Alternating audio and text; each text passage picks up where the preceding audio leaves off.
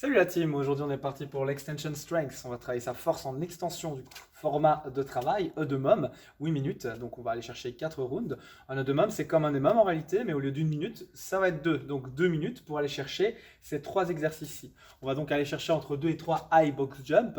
Je vous invite à bien vous challenger. Alors high box jump, ça veut juste dire qu'on veut sauter haut. Donc si vous sautez haut, c'est la taille normale de la box, restez sur la taille normale. C'est juste vous challenger au niveau des box, d'accord? Des box jump.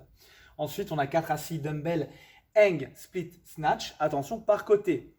Vous choisissez, du coup, si c'est 6, voilà, je vais aller chercher, hop, 1, ok, hop, 2, et on enchaîne. On veut vraiment aller chercher, par exemple, si je choisis ici, 6 d'un côté, on change de bras, 6 de l'autre. Ça va vous permettre d'être un peu plus efficace, de gagner un petit peu du temps et surtout de cycler, ça va être sympa.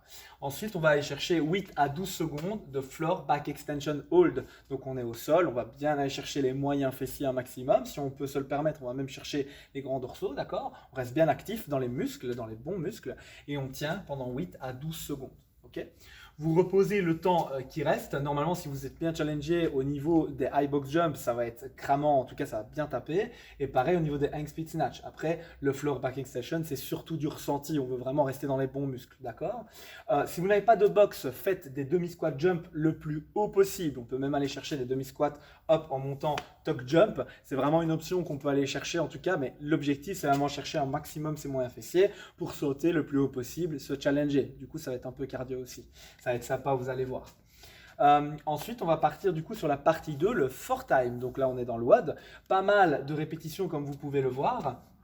Le premier exercice, c'est donc des single under ou double under. Pour ceux qui n'ont pas, donc simple saut à la corde ou double saut à la corde. Ceux qui n'ont pas encore la technique, pas encore le matériel ou qui n'ont pas simplement pas la place, on vous invite à aller remplacer ça par des jumping jacks. Okay, donc simplement le même nombre de répétitions. En jumping jack, ça fonctionne aussi très bien. Le but, c'est d'être fluide, de bien bouger et de respirer aussi. On n'est pas en train de se cramer, on respire. C'est de la récup active. On essaye en tout cas. Ensuite, on va aller chercher du coup des air squats avec d'autres répétitions. On va aller chercher dumbbell snatch. Attention, c'est 4, 8, 12, 8, 4. D'accord? Donc en réalité, toutes les répétitions font ça, hein, vont monter et puis repartir.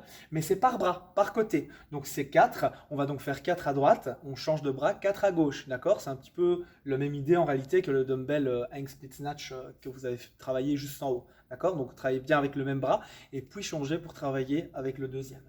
Ensuite, on va avoir des stricts pull-up, moins de répétitions, mais ça restera costaud aussi. Pas mal de possibilités ici. Vous pouvez aussi aller chercher du coup des inverted row ou des ring row à la place du coup des stricts pull-up. Mais on vous invite à faire x2 au niveau des répétitions, étant un petit peu plus adaptable. Franchement, il ne faut pas hésiter. Il ne faut pas hésiter non plus au strict pull-up à se mettre un élastique, histoire de pouvoir monter et en tout cas adapter la difficulté du mouvement si vous en avez besoin / envie.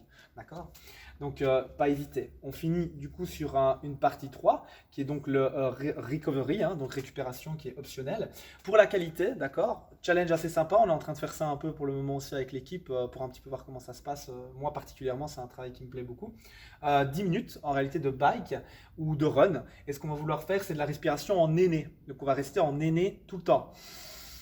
Vous allez voir que ça va être très contraignant. Pour beaucoup de monde, ça leur donne un petit sentiment, un peu de claustrophobie, comme ça, le côté oulala, je n'arrive pas à tenir. C'est juste que vous allez un petit peu trop vite. Prenez le rythme et en réalité, il n'y a aucune mesure à prendre. C'est juste pendant 10 minutes, vous avancez. On s'en fout des cales, on s'en fout de la distance, on s'en fout de tout. Juste restez connecté à vous-même en inspirant et expirant par le nez pendant 10 minutes. D'accord? Donc relax ou en poussant le cardio, c'est vous qui voyez, c'est vraiment vous qui mettez la difficulté, mais toujours avec la contrainte de respiration.